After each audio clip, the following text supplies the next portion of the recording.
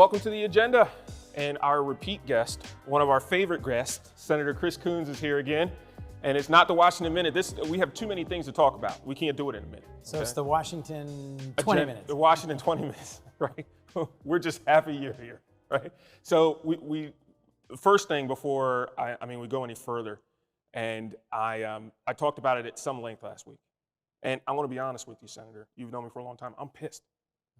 And this gun violence that's going on in our country is really, I told the viewers last week, we've come up with vaccinations for COVID in a year, something that was crazy. Scientific miracle. We bailed out banks that almost crippled this country's financial institution, and they did it in a matter of weeks, I think. I know it's probably hell on earth, yep. But they got it done in weeks, and this was a major lift. Why is it that me as a parent, you as a parent, yep. But mine that are still in these elementary schools, we have to be prayed up before we leave the house because we don't know. And this level of certainty I can't get in this country, mm-hmm. I have this thing in my heart where I hate to demand, but I have to demand from my representation, whether that's Congress, whether it's the Senate, whether it's my president, mm-hmm. But somebody has to come up with something. Mm-hmm. And my opinion is not different than the people that I've polled in my circle. Right. What would you say to that, sir? Here's the good news, bad news. The good news is you're right. The overwhelming majority of the American people think we can and should do more to protect our children in schools, to protect our communities. We're talking about basically 2 mass shooting incidents in a grocery store in Buffalo and in an elementary school in Uvalde, Texas. And just today, the news is full of another mass shooting at a hospital in Tulsa. Before this is aired or seen by most people, there will be another mass shooting. The only thing that we know for sure is there will be more. When some of my colleagues went to the floor and said, this was unimaginable, inconceivable, the horror of 19 children being machine gunned. No, it wasn't. It's completely predictable. Mm-hmm. I've been a senator for 12 years. When Sandy Hook happened and a group of elementary school students were gunned down in their school, there was this sense of national outrage and this urgency about getting something done. And I was a part of those conversations. Senator Toomey and Senator Manchin, a whole group of us worked on expanding universal background checks, for example, one of several things. It didn't get done. And that was one of the most bitterly disappointing evenings I've had as a U.S. Senator. I went over to the White House that night, and the president and vice president and all the senators who worked on it were just so frustrated. I am this week having conversations with Republican senators, Senator Cornyn, Senator Tillis, Senator Graham, about what can we do. And I'm not going to promise you that anything is going to happen. Really? Yes, really. It's that. Because here's the bad news. It takes 60 votes to do anything in the U.S. Senate, and there are 35 or 40 Republican senators who refuse to engage on this issue, who say that we don't need stronger gun safety laws in this country. That's not the problem. We need to spend more on hardening schools, or we need to spend more on mental health. Nobody thinks that what happened in the school in Uvalde was a good thing. Mm-hmm. But we have 2 parties that are almost 180 degrees opposite on what should we do in response. Senator, you are the whisperer for so many people there, and people depend on you. And I honestly feel comfortable as a Delawarean, and I'm just not saying that on the show, that you're there on the floor. But what is it that they're not getting? That these people, that you said this 180 degree difference, but yeah. What is it about a 10-year-old getting mowed down by a semi-automatic weapon? If you have a direct conversation with senators who just aren't interested in anything more around gun safety or more restrictions on access to guns, they say this is a fundamental constitutional right, and what we need to help protect students is more good guys with guns. That's literally what they say. Now, there was a school resource officer at Reed Elementary School in Uvalde. There was a security guard at and we could spend all day arguing about the details. Response time, the police need to be better armed. Teachers need to be armed. I don't agree that the answer to gun violence is more guns. And I definitely don't agree that the answer to this problem is arming teachers. And that's Look, And I'm a gun guy. the previous president, that was his proposal, was we need to arm teachers. And the current president, President Biden, my friend who I just talked to about this today, he is addressing this issue tonight. He's asking the nation to listen to an address from President Biden where he's going to urge us to act in Congress. And I wish I could tell you that I'm confident, optimistic that the Senate will be moved by this and that we will act. I'm not. I've been there long enough to know that there are too many senators whose views reflect their constituents, that they don't want to see tougher background checks. They don't want to see an age restriction. They don't want to see most of the things we're proposing. If we get one of the things done that we're talking seriously about, it'll be 60-40. It'll be just by a hair. We are talking about so-called red flag laws or emergency risk protection orders. Florida passed one after Parkland, right? So a conservative state passed that after Parkland because it was so obvious that the individual who went into that high school and killed so many students, he said to his teachers, I'm going to do something horrible. He terrified his mother. Local law enforcement tried to take his guns away, but they did not have the legal authority to do so. With due process protections, a red flag law, which we now have in Delaware, and 19 states in the District of Columbia have, could help prevent some of these incidents. I would vote tomorrow to raise the age for buying guns from 18 to 21. You would prevent some of these angry young 18-year-olds like the shooter in Uvalde from being able to walk in, buy a gun, and kill 20 students and 2 teachers like that. I have worked across the aisle. Senator Cornyn of Texas and I got the NICS Denial Notification Act signed into law by President Biden in March of this year. It's not game-changing, but it says if you are a person prohibited, we talked about this on this show actually. Absolutely. If you are a convicted felon and you go into a gun store and you lie on your background check, that result that you were denied the opportunity to buy a gun has to be communicated to a state police contact immediately. That's now law. Now, is that going to change the world? No, but that might stop several hundred people a year from then going and getting a gun through theft or a straw purchase or some other way. So it's not impossible, but the progress we're going to make here is going to be small. The hardest meeting I've had that I can remember as a senator was with a group of moms who came to my office at the beginning of the school year and they were angry. They said, why are our children in active shooter drills in schools here in Delaware? Why do we have a society that won't protect them from guns? And I said, I have voted this, but we get 52 votes or 54 votes or 48 votes. We cannot get to 60 votes in the Senate. And that's because there are powerful lobbying organizations and constituent interests that oppose gun safety regulations. This time next year, is it going to be the same? Are we expecting, is there going to be some major fundamental change? Do you have any optimism in regards to this at all? I am optimistic that we will take up and pass small measures that will address school safety, gun background checks, red flags, or emergency risk protection orders, and invest more in mental health. I am optimistic that will happen at some point, whether it's this month or next year, but I'm not optimistic that we will see some fundamental change, as is happening in Canada, where they are leading a basic change. In Australia, they had a horrific, in New Zealand, they had horrific instances very similar to what happened in Uvalde, and they changed the whole relationship between their citizenry and guns. That's not going to happen in the United States. We have 400 million guns in private hands, and a Second Amendment that is a fundamental part of our Constitution, and a Supreme Court that is moving more to the right and is about to issue a decision that will make it even harder for us to legislate on guns. I could tell you otherwise, but one of the things I think you respect about me is I tell you, I will vote for stronger gun safety laws and regulations. I will, and I will keep working for them. But I'm not optimistic that the politics of the current Senate or the likely next Senate will make it any easier. Very sad, depressing, but it is what it is. Elections have consequences. Absolutely. Let's shift gears a little bit. Let's go across the pond, as they say, and let's talk about the Ukraine. Yep.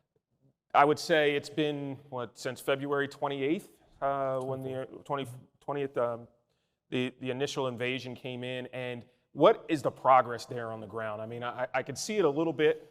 I do think that Russia now respects us a heck of a lot more and respects the Ukraine. But where are we going?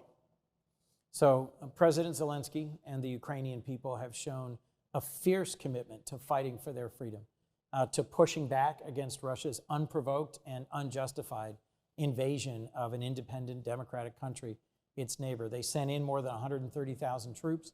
They expected to make a lightning strike and to take down the government, assassinate Zelensky, replace him with a puppet, and occupy the capital and the eastern third of the country. They failed. The Ukrainians successfully defended Kyiv, their capital, Kharkiv, their second largest city, and the Russians have fallen back. They took very heavy losses, but they have now re-engaged more fiercely than ever. And in the fight for the Donetsk, the eastern sort of fifth of the country, the Russians are now gradually making grinding progress at enormous human cost. They're using heavy artillery and small infantry tactics to move sort of block by block, town by town. The United States and our NATO allies and our our European partners are sending them heavier weapons. The president has just announced that he is sending another $700 million in advanced weapons that'll include artillery that can go farther and can shoot from a greater distance with more accuracy. The Germans are sending heavy infantry vehicles, tanks, and we have sent long-range howitzers. But frankly, this is a hard fight. The Ukrainians are fighting against a larger military with greater resources. They now have shorter supply lines because they're fighting really only in the east, and the next couple of weeks will be critical to the path forward. The Russians occupy about 20% of Ukraine. There have been documented hundreds of cases of horrific atrocities, gang rapes, murders of civilians, torture and abuse of civilians, misuse of prisoners of war, parading them in front of cameras, and thousands of Ukrainians have been forced into Russia and then relocated east to Siberia. Lots of the conduct of Russia in this war is despicable. They are facing sanctions from all of NATO and the European Union. President Biden has done a great job of pulling together the West in opposition to Russia's invasion of Ukraine.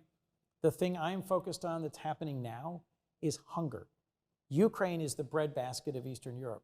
The food that's grown in Ukraine feeds 400 million people across dozens of other countries. And the Russians are blockading food from getting out from Odessa onto the Black Sea. This is going to create security and stability challenges in countries throughout the region. Countries like Egypt or Lebanon or Jordan or Pakistan or Somalia or South Sudan. And I am working with our partners in the region and around the world to try and come up with a plan to have the United Nations and Turkey and Egypt work to get a path out for some of the food that is currently bottled up, stored in Odessa, and being blockaded by Russia. I keep hearing about what we're doing and how it's a very fine line. And I've, I guess, heard from that Russia is saying that, we have to be very careful as Americans in the support that we give. Mm-hmm.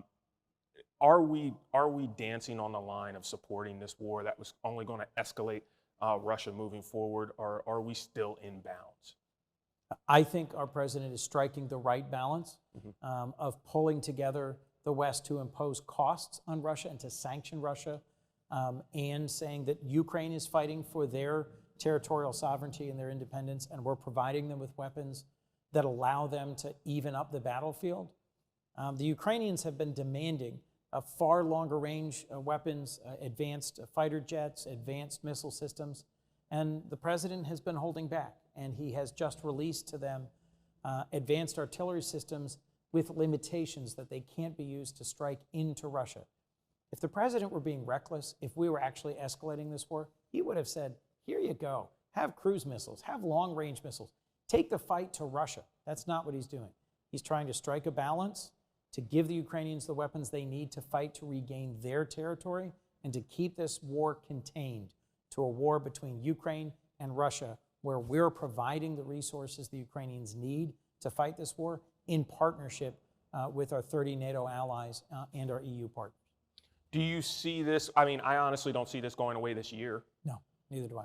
So I'm just play devil's advocate with me. Are we going to see American troops moving in there? I hope not. The president has said he will not commit American troops to the defense of Ukraine. I do think that there are some potential scenarios where if Putin begins violating the rules of war and the understanding that the world has had for decades, that we don't use weapons of mass destruction, chemical weapons, nuclear weapons against civilians.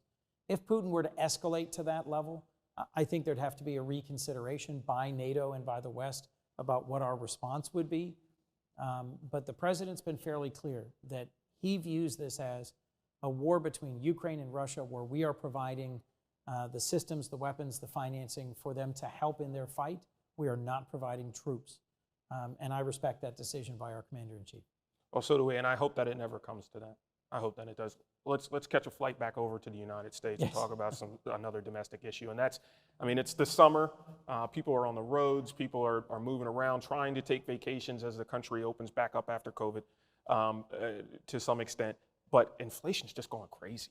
I mean, I've read about it in school about what happened in the 70s and the inflation rates there.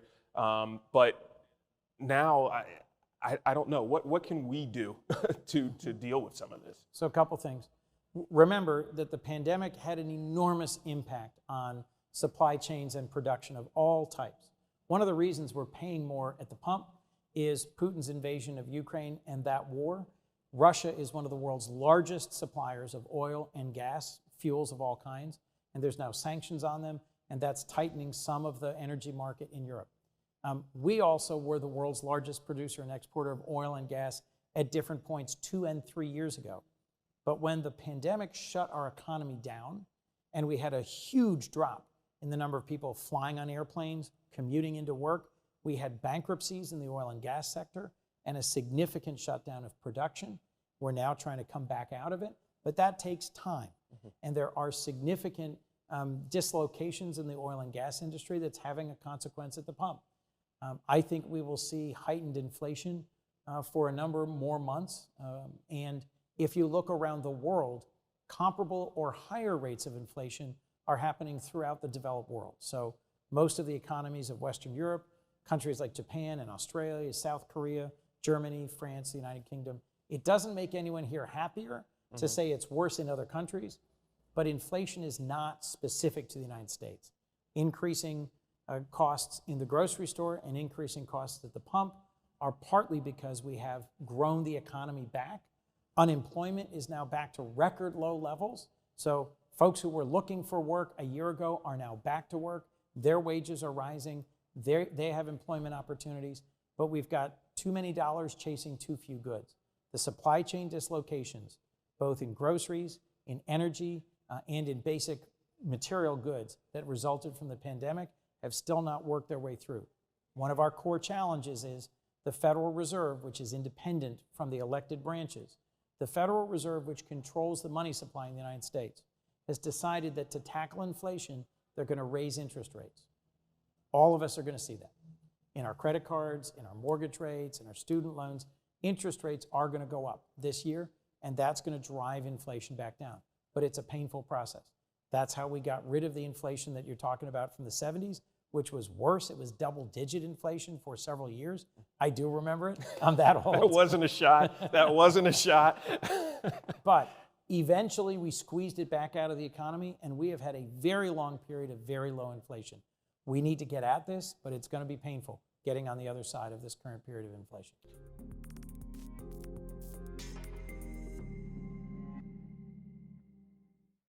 Let DART do the driving. DART First State provides transportation that is clean, safe, reliable, and affordable. Plan your trip and get real-time bus information with the free DART Transit app. Scan your phone to pay your fare with the free DART Pass app. So what are you waiting for? Try transit today. Visit dartfirststate.com or call 1-800-652-DART.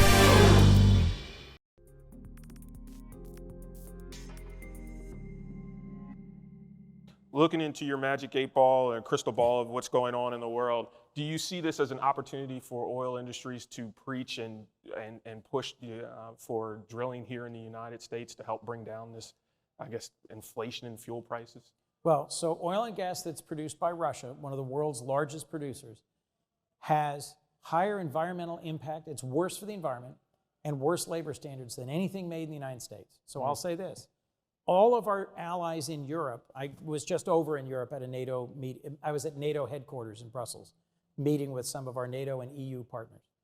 And I've had a whole series of meetings with foreign ministers and prime ministers from European countries in Washington. They are desperate for American natural gas to replace Russian natural gas, because countries like Italy and Germany and Bulgaria and Denmark and Finland, the Russians are cutting them off, or they are cutting themselves off from Russia.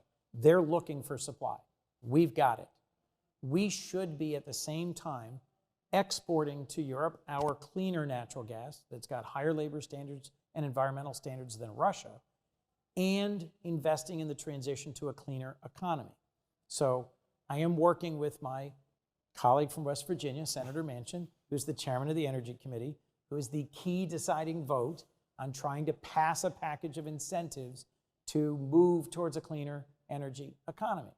Remember Senator Cornyn, we were talking about before, who's critical to whether or not we're going to make progress on guns. He and I also have several bills on hydrogen. Hydrogen is the clean energy fuel of the future. We can produce green hydrogen, renewable hydrogen, using things like offshore wind or solar power. And you can condense and transport hydrogen using the same infrastructure we've already got.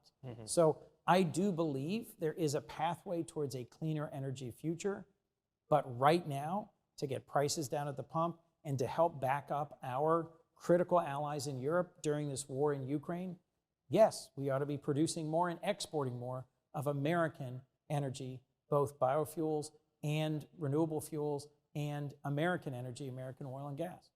I think we need a plan that is a clear 5-year plan for a transition that retains high-skilled union jobs in the United States in producing and refining these products, and that also lays out the plan for how are we going to transition to this cleaner energy economy. We can still pass that this year if we get all 50 Democrats to agree. Well, it sounds like you have a lot going on I do. down there. While you have this opportunity, tell us what's on your agenda for the next couple of months. I literally just described it. So trying to get to a resolution on a reconciliation package. It's a special vehicle that allows us with 50 votes to pass something. If we get that done, we'll reduce prescription drug prices, particularly on insulin, but others. We will raise some revenue and use it to reduce the deficit by changing some of the corporate tax issues that were legislated 5 years ago. And we would invest hundreds of billions of dollars in tax incentives and grants for that transition to a clean energy future. That's one. Getting some package of bills around guns moving forward to the president's desk. That's two. And three, there's a big complex bill that's about our competition with China and investing in innovation and manufacturing in the United States. Earlier today, I visited a small startup business. It employs 70 people, so it's not that small, in an industrial park in Newark, Delaware. It's using a technology invented through the University of Delaware and the great work of a research professor there. They've got 40 patents. They're literally manufacturing microchips in this facility in Newark, Delaware. When I was last there, they had 20 employees. Today, they have 70 employees. I'd like to see them have 500 employees. We have a bill that is currently in conference between the House and Senate to invest more in manufacturing semiconductor chips in the United States instead of our being vulnerable because so much of it's manufactured in China or Taiwan or South Korea. See that as homeland security. We want to bring that stuff back home. If we're going to transition to electric vehicles, we have to make those batteries here. We have to make those cars here. That produces high-skilled, high-wage, good-paying union jobs, and it produces a cleaner energy future. But we have to invest in it. That bill's gotten through the Senate, it's gotten through the House, and we're now trying to weave it together and send it to the president's desk. If there's anything I want for Christmas, it's getting that bill done. We get those three done, then I can cash my paycheck. Well, we hope Santa brings it to you this year. Thank you. As always, Senator Coons, thank you for taking the time to be with us and explain to us and let us know what's going down. We appreciate you being there and looking out for us Delawareans. Lots of hard work ahead. Yeah. Grateful for the chance. As always, it's a pleasure for you to be right here on the agenda, and we look forward to seeing you here next week.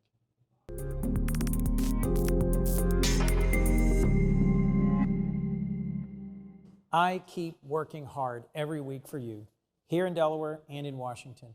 I am frustrated. I am at times angry. I am really concerned about the path we're on and how we can make progress. But I will keep reaching across the aisle. I will keep trying, and I will keep listening to you. I have heard from so many Delawareans in the last couple of days, really concerned, frankly, often angry about the shootings that have happened in Buffalo, in Tulsa, in Uvalde, and asking, what can we get done? I will keep trying until we deliver some progress on this issue to our president's desk.